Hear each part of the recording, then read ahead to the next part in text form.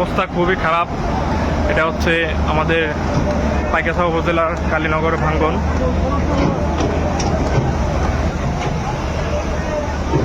আশেপাশের সব এলাকা প্লাবিত হয়ে গেছে। এখানে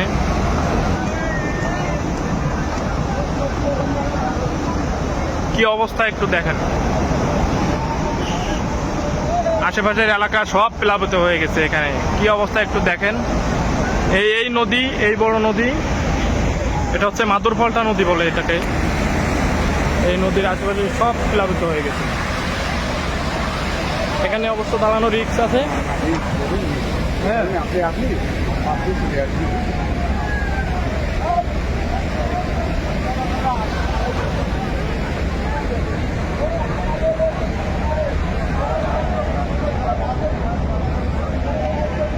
এখানে প্রচুর রিক্সের ভিতরেও বাঙালি যে ভিডিও করছি। এখানে হাজার হাজার কর্মীরা এখানে কাজ করতেছে। এখানে হাজার হাজার কর্মীরা কাজ করছে। এটা শ্রমিক, এ হলো মালয়েশিয়ায় নদী নির্মাণ কাজের শ্রমিক ছিল এই ছেলেটা।